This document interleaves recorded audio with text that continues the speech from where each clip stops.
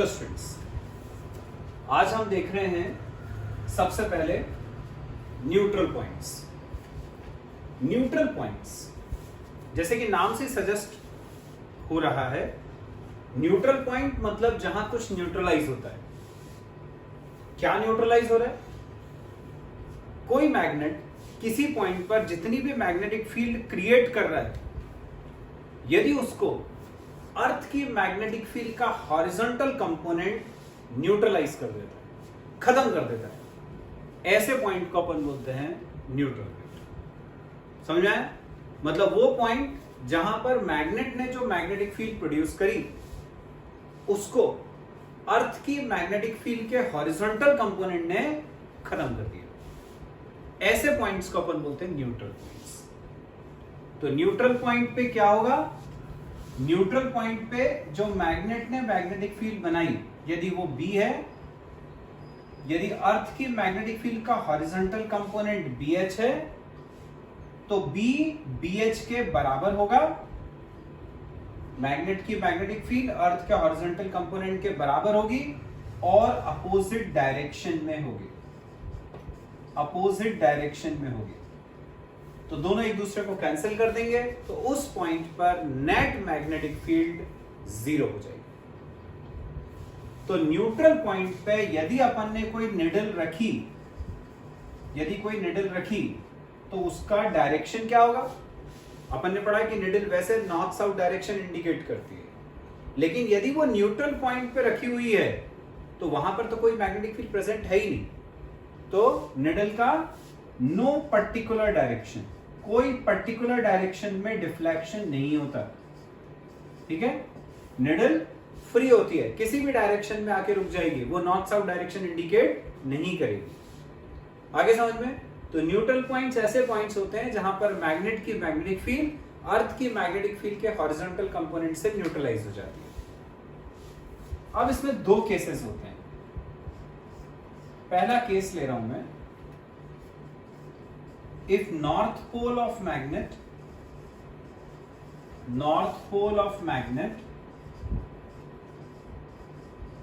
is towards geographical north, north pole of magnet is towards geographical north, मतलब जो अर्थ का north pole है, हमें उस तरफ रखना है अपने मैग्नेट का नॉर्थ पोल। मतलब अपन मैग्नेट को ऐसे प्लेस कर रहे हैं, ये अपन ने मैग्नेट का नॉर्थ साउथ पोल लिया, ये अर्थ का नॉर्थ पोल, ये अर्थ का साउथ पोल। अब तुम्हें पता है कि जब किसी बार मैग्नेट के लिए अपन मैग्नेटिक लाइंस ऑफ फोर्स बनाते हैं, तो वो नॉर्थ पोल से साउथ पोल की तरफ जाती हैं आउटसाइड द मैग्नेट, और inside the magnet south to north. तो यदि अपन मैग्नेटिक लाइंस ऑफ फोर्स बनाए यहां पे, तो ये लाइंस ऑफ फोर्स ऐसी बनती है, नॉर्थ से साउथ पोल, फिर ये नॉर्थ से साउथ पोल ऐसी जा रही हैं, ऐसी जा रही हैं, और अपन यदि लाइंस बनाए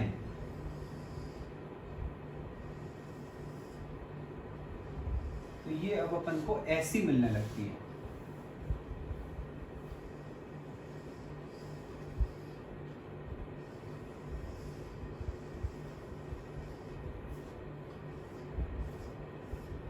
इस तरह की लाइंस ऑफ फोर्स मिलती है। अब इसमें तुम देखो,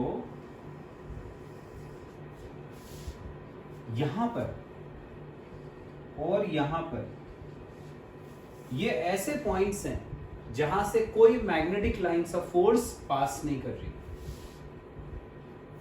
ऐसे पॉइंट्स जहां पर कोई magnetic lines of force present नहीं है, इनको अपन बोलते हैं न्यूट्रल पॉइंट्स। यहां पर मैग्नेटिक लाइंस ऑफ फोर्स क्यों नहीं है? इसलिए नहीं है क्योंकि यहां पर जो मैग्नेटिक फील्ड प्रोड्यूस हुई, उसको अर्थ की मैग्नेटिक फील्ड के हॉरिजॉन्टल कंपोनेंट ने खत्म कर दिया, न्यूट्रलाइज कर दिया। तो इस पॉइंट पर B और BH बराबर हो गया, इसको अपन बोलेंगे न्यूट्रल पॉइंट। ये न्यूट्रल पॉइंट हो गया। ठीक है? ऐसे ये न्यूट्रल पॉइंट हो जाएगा। मतलब जब अपन किसी मैग्नेट को प्लेस करते हैं इस तरह से कि मैग्नेट का नॉर्थ अर्थ के नॉर्थ पोल की तरफ हो, साउथ साउथ पोल की तरफ हो, तो जो न्यूट्रल पॉइंट अपन को मिलता है वो इस पोजीशन पे मिलता है। अब इस पोजीशन को अपन क्या बोलते हैं? अपन ने पढ़ा है कि ये जो मैग्नेट है उसके एक्सिस का जो ये परपेंडिकुलर बाइसेक्टर है इसको हम बोलते हैं इक्वेटोरियल लाइन। और इक्वेटोरियल लाइन के ऊपर ये पॉइंट लाई करता है इसको अपन बोलते हैं इक्वेटोरियल पॉइंट। मतलब ये कि जब अपन ने नॉर्थ पोल ऑफ मैग्नेट को रखा टुवर्ड्स ज्योग्राफिकल नॉर्थ तो हमें न्यूट्रल पॉइंट मिलता है at equatorial position. Equatorial position पे अपन को न्यूट्रल पॉइंट मिला। अब यदि वो न्यूट्रल पॉइंट है इसका मतलब B और BH बराबर, और यहां पर B कौन सी मैग्नेटिक फील्ड है? वो मैग्नेटिक फील्ड है जो इक्वेटोरियल पॉइंट पे बनी थी। अब इक्वेटोरियल पॉइंट पे मैग्नेटिक फील्ड का फॉर्मूला अपन ने पढ़ा है, mu not upon 4 pi m upon r square plus l square to the power 3/2 equal to में है BH, horizontal component of earth's magnetic field. बस अब यहां से यदि तुम्हें m निकालना है तो क्रॉस मल्टीप्लाई कर दो तो m आ जाएगा 4 pi by mu not BH into r square plus l square to the power 3/2। ये आ गया मैग्नेट का मैग्नेटिक मोमेंट। मतलब ये कि यदि अपन को न्यूट्रल पॉइंट का डिस्टेंस पता है, यहां पे ये जो r होता था वो होता था सेंटर से लेके यहां तक का डिस्टेंस। तो यदि अपन को r पता है, मैग्नेट की इफेक्टिव लेंथ का हाफ l पता है, तो r और l की वैल्यू यदि अपन यहां रख दें और किसी पॉइंट पर अर्थ की मैग्नेटिक फील्ड का हॉरिजॉन्टल कंपोनेंट कितना है वो फिक्स होता है, अलग अलग जगह पर अलग अलग रहता है, वो वैल्यू अपन ने रख दी, तो यहाँ पे सॉल्व करके अपन को कैपिटल M पता चल जाएगा। कैपिटल M मतलब मैग्नेट का मैग्नेटिक मोमेंट पता चल जाएगा। ठीक है, और यदि मैग्नेटिक मोमेंट पता चल गया तो कैपिटल M होता है m इंटू 2l, उसमें तुम कैपिटल M रख दोगे, 2l लेंथ है मैग्नेट की, उससे डिवाइड कर दोगे तो उससे अपन को स्मॉल m मतलब pole strength of the magnet वो भी पता चल जाएगी। ठीक है, अब यदि मान लो यही मैग्नेट स्मॉल हुआ, स्मॉल मैग्नेट हुआ, तो छोटे मैग्नेट में अपन ने पढ़ा है क्या होता है कि जो लेंथ होती है l वो r से बहुत छोटा होता है। l is much less than r, l r से बहुत छोटा होगा। तो अपन क्या करेंगे, यहां पे जो l है उसको इस r से बहुत छोटा मानते हुए नेग्लेक्ट कर देते हैं, छोड़ देते हैं। तो स्मॉल मैग्नेट के लिए l हुआ मच लेस देन r, हमने l को नेग्लेक्ट करा, तो कैपिटल M हो जाएगा 4 pi by mu not BH, l को छोड़ दिया तो बचा r स्क्वायर की पावर 3/2, 2 से 2 कट गए तो m आ गया 4 pi by mu not BH into r cube. ये आ गया magnetic moment of small magnet. तो ये फॉर्मूला हो गया अपना स्मॉल मैग्नेट के लिए और ये किसी भी जनरल मैग्नेट के लिए। आ गया समझ में? सेकंड केस देखते हैं बच्चों। When north pole of magnet is towards geographical south। पहला केस में अपन ने क्या रखा था, मैग्नेट को ऐसे प्लेस करा था कि उसका नॉर्थ पोल जो है वो अर्थ के ज्योग्राफिकल नॉर्थ पोल की तरफ इंडिकेट कर रहा था।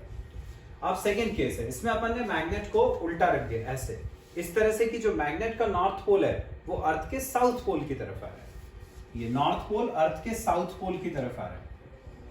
अब अपन बनाते हैं मैग्नेटिक लाइंस ऑफ फोर्स और देखते हैं अब अपन को न्यूट्रल पॉइंट कहां मिलता है। ये लाइंस ऑफ फोर्स नॉर्थ से साउथ पोल की तरफ जाएंगी और अपन ने बना दी लाइंस ऑफ फोर्स। ऐसी बहुत सारी होती हैं लाइंस ऑफ फोर्स।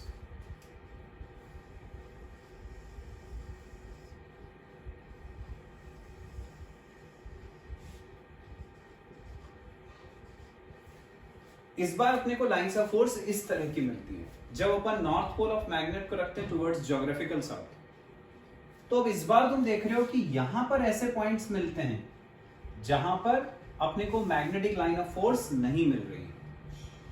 तो यदि यहां से कोई magnetic line of force pass नहीं कर रही है, इसका मतलब कि ये पॉइंट न्यूट्रल पॉइंट है। तो इस बार अपन को न्यूट्रल पॉइंट यहां मिले। अब पिछली बार न्यूट्रल पॉइंट अपन को इधर मिले थे, हमने बोला था उसको equatorial position of the magnet बोलते हैं। यहां पर अपने को न्यूट्रल पॉइंट इस बार यहां मिल रहे हैं, मतलब ये जो मैग्नेट का एक्सिस है उसी को आगे बढ़ाने पे आ रहा है ये पॉइंट। ऐसे पॉइंट को क्या बोलते हैं? ऐसे पॉइंट को हम बोलते हैं एक्सियल पॉइंट। मतलब इस बार अपन को न्यूट्रल पॉइंट मिल रहा है इन दी एक्सियल पोजीशन। तो यदि मैग्नेट का जो सेंटर है वहां से इसका डिस्टेंस r हो गया और मैग्नेट की इफेक्टिव लेंथ का हाफ ये l हो गया, तो B और BH बराबर, क्योंकि न्यूट्रल पॉइंट पे मैग्नेट की मैग्नेटिक फील्ड और अर्थ का हॉरिजॉन्टल कंपोनेंट बराबर होता है।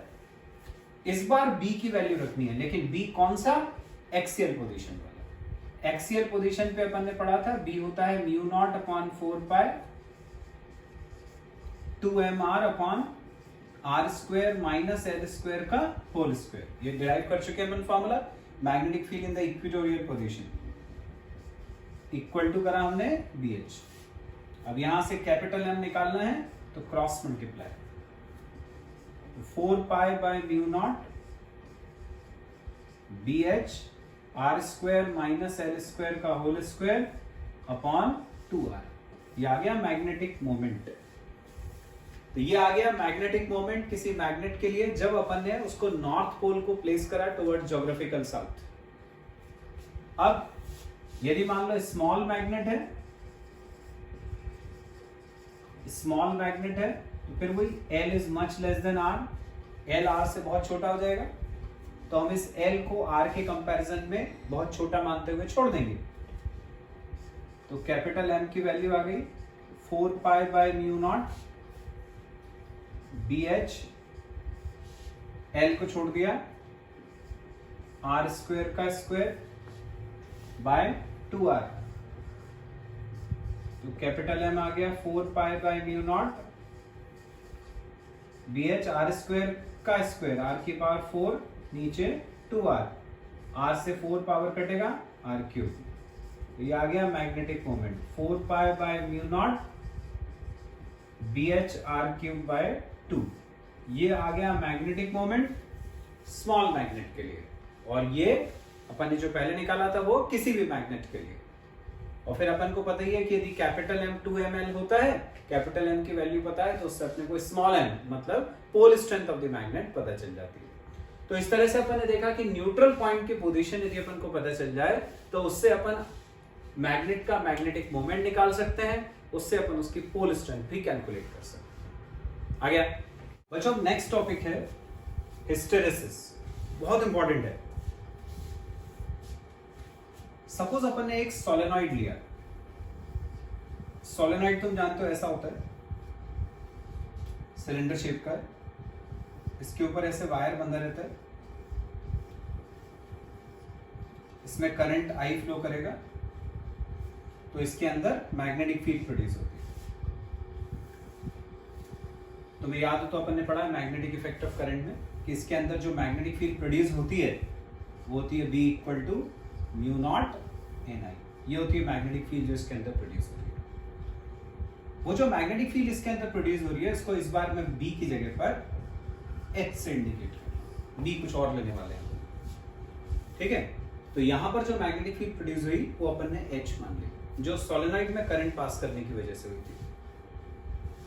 अब अपन ने क्या करा, इसके अंदर एक मैग्नेटिक मटेरियल को प्लेस कर दिया। ये जैसे आयरन है, कोबाल्ट है, निकल है, इनको प्लेस कर दिया, जो कैसे होते हैं फेरोमैग्नेटिक।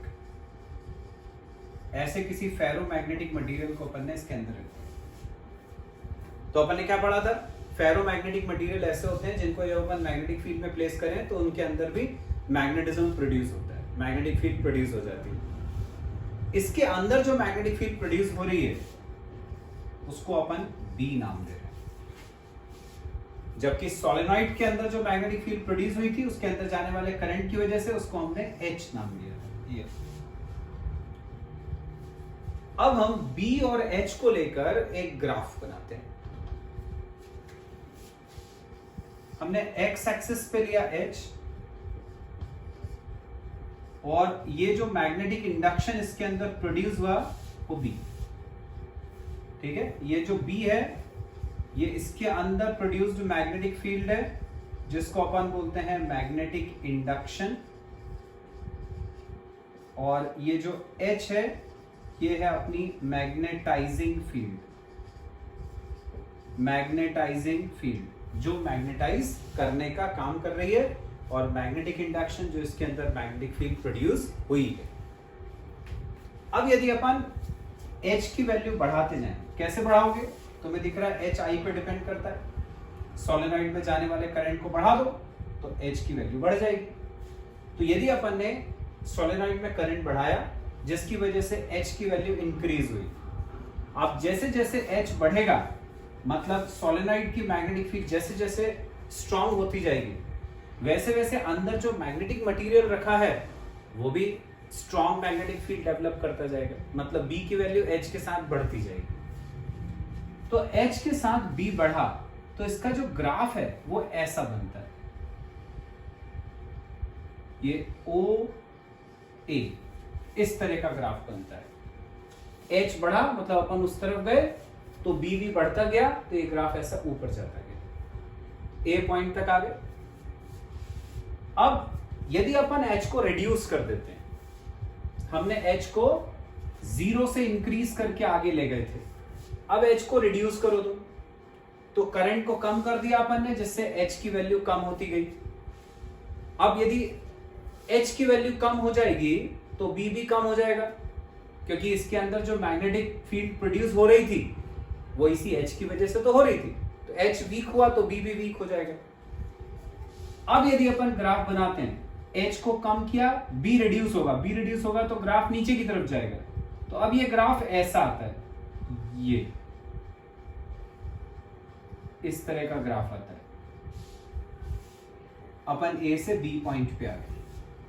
मतलब एक चीज ध्यान देने वाली है वो ये कि पहले अपन यहां से H को बढ़ा के यहां तक लाए थे तो B यहां से बढ़ के यहां तक पहुंच गया था। अब मैं H को वापस 0 पे ले आया, तब भी B की वैल्यू जो है वो 0 पे नहीं आई। ये ग्राफ हमारा वापस यहीं पे 0 पे नहीं आया, ये यहां तक आ रहा है। इसका मतलब ये हुआ कि इतनी मैग्नेटिक फील्ड इस मैग्नेटिक मटेरियल के अंदर बच जाती है। ठीक है, तो अपन ने जब करंट इंक्रीज करा था तो H की वैल्यू बढ़ी, B की वैल्यू बढ़ी। जब हमने करंट डिक्रीज करके 0 पे ले आए तो H तो 0 हो जाएगा, लेकिन ये जो मैग्नेटिक फील्ड इसके अंदर प्रोड्यूस हो गई है वो 0 नहीं हुई, उसके अंदर कुछ मैग्नेटिज्म अभी भी रह गया। ये जो मैग्नेटिज्म इसके अंदर रह जाता है इसको हम बोलते हैं रिटेंटिविटी। रिटेंटिविटी मतलब रिमेनिंग मैग्नेटिज्म, जितना मैग्नेटिज्म इसके अंदर रह गया मैग्नेटिक मटेरियल के अंदर, दैट इज कॉल्ड रिटेंटिविटी। अब यदि अपन क्या करें, H का डायरेक्शन रिवर्स करते हैं। हमने H को पहले इंक्रीज करा, फिर अपन वापस 0 पे लेकर आ गए। ठीक है, अब H को इस तरफ ले जाते हैं। H को इस तरफ लाना है, इसका मतलब जो इसके अंदर मैग्नेटिक फील्ड प्रोड्यूस हुई थी उसको रिवर्स करना है। मैग्नेटिक फील्ड जो प्रोड्यूस हुई थी उसको रिवर्स करना है, मतलब जैसे यहां पहले सोलेनॉइड का नॉर्थ पोल यहां साउथ पोल था, तो अब उल्टा चाहिए, यहां साउथ पोल यहां नॉर्थ पोल। तो क्या करो, करंट के डायरेक्शन को रिवर्स कर दो। जो करंट अभी यहां से जाके वहां से बाहर आ रहा था, अब उल्टा कर दो, यहां से करंट एंट्री करो और यहां से उसको बाहर निकाल दो, तो ये पोल्स अपने आप रिवर्स हो जाएंगे। तो इसका मतलब H की वैल्यू रिवर्स कर दी अपन ने। अब H की वैल्यू यदि रिवर्स करी तो जो B की वैल्यू है, अब उसको देखते हैं वो किस ग्राफ को फॉलो करती है। अब यदि अपन ने H को रिवर्स करा, इस तरफ लेकर आए, तो ये जो B का ग्राफ है ये ऐसा जाता है, ये ऐसा जाता है। ये एक्स एक्सिस को जहां पर मीट कर रहा है वो पॉइंट को C मान लिया। C पॉइंट पे देखो क्या हुआ, C पॉइंट पे अपना जो H है वो रिवर्स डायरेक्शन में आया, पीछे की तरफ आया, और C पॉइंट पे ये वाला जो ग्राफ है वो x एक्सिस पे आ गया। इसका मतलब ये हुआ कि B की वैल्यू यहां से घटते घटते x एक्सिस पे y कोऑर्डिनेट 0 होता है, तो इस पॉइंट पर B की वैल्यू 0 होगी। ठीक है, एक बार फिर से बता रहा हूं, अपन आगे बढ़े तो ये ग्राफ ऐसा गया, वापस आया तो ग्राफ यहां तक आया, ग्राफ यहां तक आया तो अपन को पता चला कि मटेरियल के अंदर इतना मैग्नेटिज्म बच गया, उसको अपन ने बोला रिटेंटिविटी। जब हमने H का डायरेक्शन रिवर्स करा, H को पीछे की तरफ ले गए, ये ग्राफ यहां पे आ गया, यहां पे आ गया, मतलब B की वैल्यू घट के x एक्सिस पे आ गई। x एक्सिस पे y कोऑर्डिनेट 0 होता है, मतलब इस पॉइंट पर B की वैल्यू 0 हो गई। तो वो पॉइंट जहां पर मैग्नेटिक इंडक्शन 0 हो जाता है, उस पॉइंट पर इस H की जितनी भी वैल्यू है उसको हम बोलते हैं कोअर्सिविटी, OC। H की जितनी वैल्यू है जिसपे B 0 है, इसको हम बोलते हैं कोअर्सिविटी, कोअर्सिविटी। ठीक है, तो वो नेगेटिव डायरेक्शन में लगाई गई मैग्नेटिक फील्ड जिसके लिए मैग्नेटिक इंडक्शन 0 हो जाता है, उसको अपन बोलते हैं कोअर्सिविटी। ठीक है, तो जब OB अपन ने लिया था तो H 0 था, जब OC हमने लिया तो B 0। ठीक है, क्योंकि OB कहां लाई कर रहा था, y एक्सिस पे, तो उस केस में x कोऑर्डिनेट 0, OC कहां लाई कर रहा है, x एक्सिस पे, तो उस पे y कोऑर्डिनेट 0। तो ये आ गया रिटेंटिविटी और कोअर्सिविटी। तो अपन C से D पॉइंट पर आ गए। अब हम क्या करते हैं, H की वैल्यू को फिर इंक्रीज करते हैं, फिर सोलेनोइड में करंट बढ़ाते हैं, फिर H इंक्रीज होगा, फिर B की वैल्यू निकालते जाएं, फिर ग्राफ बनाएं, तो अब ये ग्राफ ऐसा जाता है,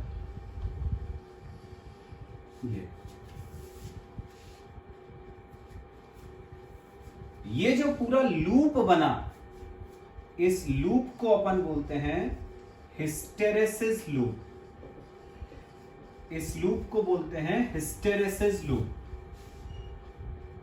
और हिस्टेरेसिस का मतलब क्या हुआ, H की अलग अलग वैल्यू के लिए B की जो वैल्यू आई वो सेम नहीं आई। फॉर एग्जाम्पल जैसे मान लो यहां पर H इतना है, तो जब अपन ने H की मान लो ये वाली वैल्यू ली, इस पॉइंट पे जब अपन ने इसको मैग्नेटाइज करना शुरू करा था, तब B की वैल्यू ये आ गई थी। ठीक है, लौटते समय B की वैल्यू ये हो गई, नेक्स्ट टाइम H की इस वैल्यू पे B की वैल्यू यहां आ गई। इसका मतलब H की एक पर्टिकुलर वैल्यू के लिए B की वैल्यू यूनिक नहीं है, B की वैल्यू चेंज हो रही है। इस पॉइंट के H के लिए B की वैल्यू कभी ये है, कभी ये है, H की इस वैल्यू के लिए B कभी ये है, कभी ये है, कभी ये है। इसका मतलब for a particular value of H की किसी पर्टिकुलर वैल्यू के लिए B की वैल्यू सेम नहीं है, वो चेंज हो रही है, वेरी कर रही है। इस फिनोमिना को अपन बोलते हैं हिस्टेरेसिस। ठीक है, इस लूप को बोलते हैं हिस्टेरेसिस लूप। जिसका हिस्टेरेसिस लूप जितना थिन होता है, वो मटेरियल उतनी आसानी से मैग्नेटाइज और डीमैग्नेटाइज हो जाता है। उसको अपन उतनी आसानी से मैग्नेट बना सकते हैं और उसका मैग्नेटिज्म खत्म भी कर सकते हैं। ऐसा एक मटेरियल होता है सॉफ्ट आयरन, ऐसा एक मटेरियल है सॉफ्ट आयरन। सॉफ्ट आयरन का एक अपन हिस्टेरेसिस लूप देखें तो वो बहुत थिन होता है, पतला होता है। ऐसा होता है सॉफ्ट आयरन का हिस्टेरेसिस लूप। क्योंकि ये थिन है, इसका मतलब ये होता है कि इसको आसानी से मैग्नेटाइज और आसानी से डीमैग्नेटाइज कर सकते हैं। मतलब इसमें जो एनर्जी का लॉस है वो बहुत कम होता है इसको मैग्नेट बनाने में। ये सॉफ्ट आयरन के लिए। और यदि मान लो मैं इसी ग्राफ पे बनाता हूं स्टील के लिए, स्टील का हिस्टेरेसिस लूप ऐसा होता है, ये ऐसा मोटा होता है, थिक होता है, ये थिक है, ये स्टील के लिए हिस्टेरेसिस लूप। यदि ये थिक है, इसका मतलब ये होता है कि इसको मैग्नेटाइज और डीमैग्नेटाइज करने में ज्यादा एनर्जी का लॉस होता है। तो हिस्टेरेसिस लूप जितना थिन उतना आसानी से मटेरियल मैग्नेटाइज और डीमैग्नेटाइज होता है, जितना थिक उतना मुश्किल से मटेरियल मैग्नेटाइज और डीमैग्नेटाइज होता है। आगे समझ में हिस्टेरेसिस।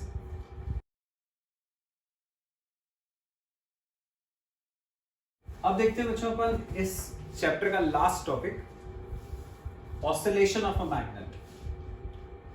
अपन ने पढ़ा था कि जब अपन किसी मैग्नेट को प्लेस करते हैं किसी मैग्नेटिक फील्ड बी में, तो उसके ऊपर एक टॉर्क एक्ट करता है। ये जो टॉर्क है ये इसको घुमाकर मैग्नेटिक फील्ड के डायरेक्शन में लाने की कोशिश करता है। ये टॉर्क को अपन ने टाउ से डिनोट करा था और टॉर्क की वैल्यू थी mb sin theta.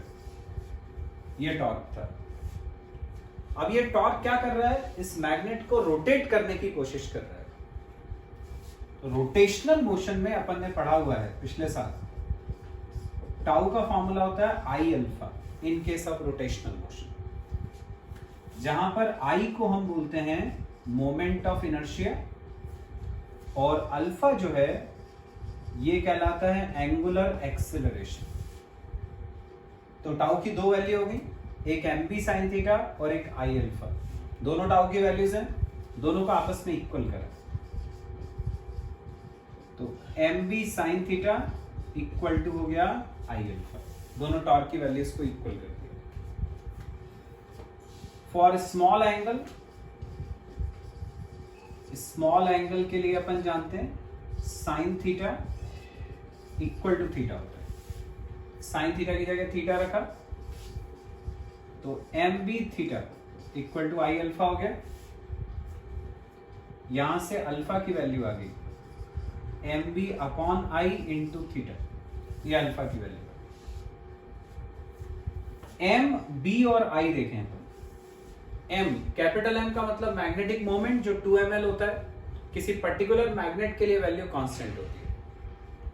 b, magnetic field, जिस मैग्नेटिक फील्ड में अपन ने मैग्नेट को रखा है यदि हम उसको चेंज नहीं कर रहे हैं तो वो भी कांस्टेंट रहेगी। I, मैग्नेट का मोमेंट ऑफ इनर्शिया होता है। मोमेंट ऑफ इनर्शिया जो होता है किसी भी सब्सटेंस का, वो उसके शेप पे डिपेंड करता है, उसके मास पे डिपेंड करता है। तो यदि अपन ने मैग्नेट को चेंज नहीं करा तो उसका शेप, उसका मास, ये सब फिक्स रहेगा, कांस्टेंट रहेगा। मतलब पूरी वैल्यू कांस्टेंट होगी। तो alpha is proportional to theta. Alpha मतलब acceleration is proportional to theta. Theta क्या होता है? थीटा वो एंगल होता है जो ये मैग्नेट बनाता है विद द मैग्नेटिक फील्ड, तो उसको अपन बोलते हैं एंगुलर डिस्प्लेसमेंट। तो एक्सेलरेशन आ गया प्रोपोर्शनल टू डिस्प्लेसमेंट। तो एक्सेलरेशन और डिस्प्लेसमेंट यदि प्रोपोर्शनल हो न्यूमेरिकली तो ये कंडीशन होती है किसकी? पिछले साल पढ़ा है, सिंपल हार्मोनिक मोशन की कंडीशन होती है। सिंपल हार्मोनिक मोशन में न्यूमेरिकली एक्सेलरेशन प्रोपोर्शनल होता है डिस्प्लेसमेंट के। यदि अपन डायरेक्शन नहीं कंसीडर कर रहे हैं तो एक्सेलरेशन और डिस्प्लेसमेंट डायरेक्टली प्रोपोर्शनल होते हैं। वही कंडीशन यहां पर आ गई। यदि ये कंडीशन आ गई इसका मतलब कि जो मैग्नेट है उसका मोशन सिंपल हार्मोनिक मोशन होगा। Therefore motion is simple harmonic. तो मैग्नेट का मोशन हो गया सिंपल हार्मोनिक। अब सिंपल हार्मोनिक मोशन में टाइम पीरियड का फॉर्मूला था t equal to 2 pi under root displacement upon acceleration. ये टाइम पीरियड का फॉर्मूला होता है in case of simple harmonic motion. हमने इस केस में डिस्प्लेसमेंट किसको लिया है? थीटा को। एक्सेलरेशन किसको लिया है? अल्फा को। रख देते हैं अपन यहां वैल्यू। तो t आ गया 2 पाई अंडर रूट, डिस्प्लेसमेंट को रखा थीटा, एक्सेलरेशन को रखा अल्फा। अल्फा की जगह अल्फा की ये वैल्यू जो अपन यहां निकाल चुके थे सब्स्टिट्यूट करता हूं तो t आ जाएगा 2 pi under root theta upon alpha की जगह रखा mb upon I into theta. Theta से थीटा कट गया, आई ऊपर, तो t आ गया 2 pi under root I upon mb। ये आ गई t की वैल्यू, मतलब time period of oscillation of magnet. आ गया बच्चों समझ में? तो अब ये चैप्टर अपना कंप्लीट हो गया।